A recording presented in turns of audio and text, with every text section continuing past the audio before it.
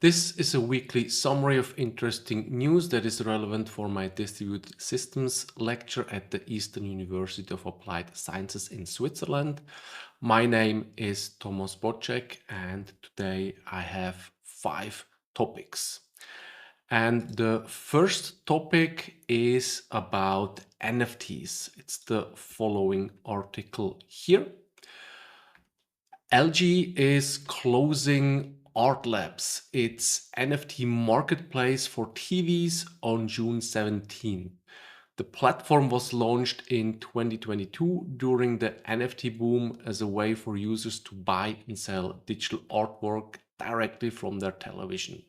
Users could make purchases by scanning QR codes and connect to LG's crypto wallet app Volupto. The marketplace initially operated on the Hedera network using a blockchain alternative called Hashgraph, but later expanded to include Ethereum. NFT prices on the platform ranged widely from $60 for animations to over $3,800 for limited edition pieces, more expensive than some of LG's high-end TVs. As of March 10th, purchases are no longer possible on the platform. LG will automatically transfer users' NFTs to their personal crypto wallets by April 30th. The company stated they are shifting focus to explore new opportunities as the NFT space evolves. Actually, NFT space is dead. Samsung launched a similar NFT TV marketplace, which appears to still be operating. Well, I teach how to build NFTs in the blockchain lecture, and we even included NFTs in the challenge task, but I still struggle to understand why people spend so much money on these NFTs.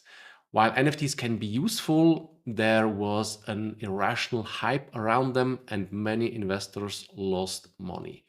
Today, NFTs are fading, and I expect meme coins to share the same fate. The next article details issues with GitHub Actions as a CI/CD platform. It's the following article here. The author spent 2 weeks rewriting CI script after moving back to GitHub Actions from other platforms. Their setup included merge queues, multiple runners, Rust builds, Docker images, and integration tests. Biggest problems include complex setup requirements, inconsistent behavior, and difficult debugging. For example, enforcing status checks with merge queue requires identical job naming across different phases. Security concerns were highlighted with confusion around permission models and token usage. The documentation was described as unclear with uncertainty about settings like self-hosted runners in public repositories. Docker integration proved especially difficult with issues around file permissions, changing home directories, and limited container configuration options. Developing workflows in YAML also presented challenges, with complex logic being hard to test locally, leading to strategies like testing in separate repositories and breaking workflows into smaller chainable files. Despite the challenges, the author noted that their new CI setup did reduce merge time, but wished for a less time-consuming setup process and better debugging tools. Better debugging tools, definitely. So at our company, when we had issues with CI/CD pipeline, you would often see some commits just in order to trigger the pipeline, and then you would end up with very funny commit messages: test 2, final test underscore 2, final test underscore 3, and so on.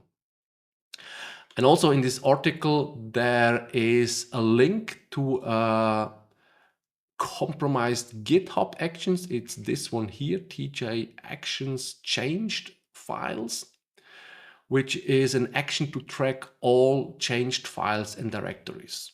And a major security incident occurred when this popular GitHub action was compromised with code that attempted to steal secrets from CI pipelines.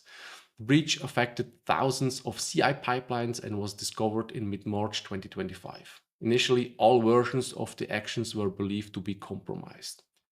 The attackers inserted code that would dump secrets to the logs, making them visible to anyone with access to the CI runner logs. This was particularly dangerous for repositories with public CI logs. The compromised actions was rolled back and is no longer compromised. But this shows that you need to be aware of your dev setup and what code you're executing on your machines. The next article is about HTTP3. HTTP3, the latest version of the HTTP protocol built on Quick, is experiencing a paradoxical adoption pattern. While it's supported by 95% of browsers and used in 32% of HTTP2 requests to Cloudflare, it remains largely unavailable in most development tools and server technologies. And we also faced this in a previous challenge task where one of the requirements was HTTP3, and there we felt this as well. The article highlights how HTTP3 adoption demonstrates a growing divide in web infrastructure between what is called the hyperscale web, major browsers and large tech companies, and the long tail web, everyone else. Despite being standardized, HTTP3 is not included in standard libraries of major programming languages, including Node.js, Go, Rust, Python, or Ruby. Popular servers like Nginx have only experimental support, and Apache has no support at all. This divide stems from differences in resources and priorities. Hyperscale companies have concentrated engineering resources and direct financial incentives to implement performance improvements, while the open source ecosystem serving the long tail web lacks coordination and struggles with compatibility issues. A key technical hurdle is OpenSSL approach to Quick, which created an incompatible API that most existing Quick implementation cannot use.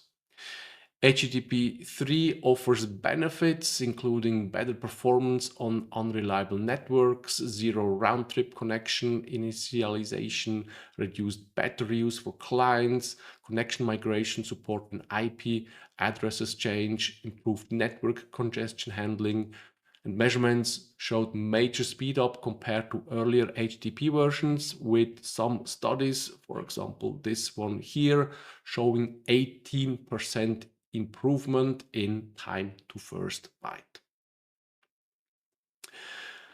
The next article is about speculation. It's the following article here. It's about a possible Ethereum mega pump. According to crypto analyst platform Sentiment, Ether supply on cryptocurrency exchanges has dropped to its lowest level since November 2015, with only around 9 million ETH currently available on exchanges. This represents a 16% decrease since the end of January, suggesting investors are moving their holdings into cold storage wallet for long-term holding. This decline in exchange supply could potentially lead to what traders call a supply shock, where reduced available supply meets consistent or increasing demand, potentially driving up prices. Some analysts point to a similar situation with Bitcoin in January, when exchange reserves hit a 7-year low just before Bitcoin surged to new highs. Well, on the other hand, you can also flip a coin and probably come to the same conclusion. If heads, it goes up. If tails, it goes down. It's a gamble. The last article is about benchmarking Nginx, HAProxy, and Traefik, where HAProxy wins by a huge margin. It's the following video here. You can take a look at it. However, other benchmarks, they show different results. So take this with a grain of salt. And I want to mention that for your workload, you should make your own measurements.